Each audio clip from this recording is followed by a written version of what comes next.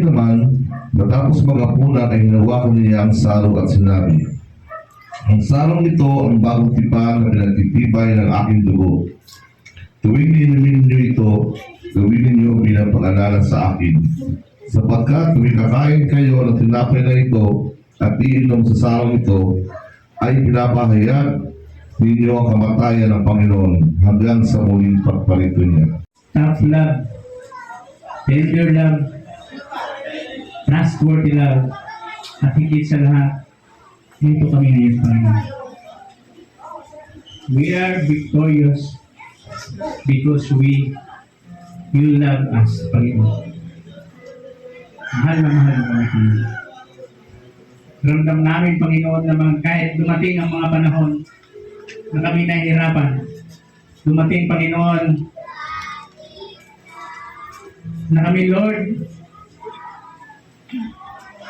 ay nakakaranas ng kapighatian ng mga paghihirap at subok, dama pa rin namin, Panginoon, ang pag-ibig mo sa amin.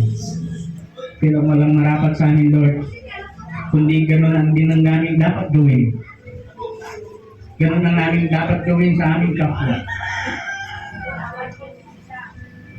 Kung man ang pag-ibig mayroon kami, kung man ang naranasan namin na pag-ibig na binigay mo sa amin, gano'n din ang isa gawin namin sa aming kapwa.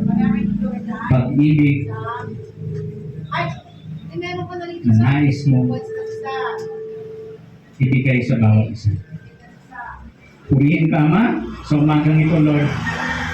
At ang pasasalamat, kadakilan, at ang pagmamahal mo sa amin, Panginoon, ang aming laging pagkakaingatan.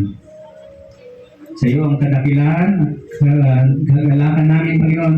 Ang papurit pasasalamat ay binabalik namin sa iyo. Sa pangalan ng aming Panginoong Hesus, ang aming tagapagligtas at nagmahal sa amin. Amen. Amen.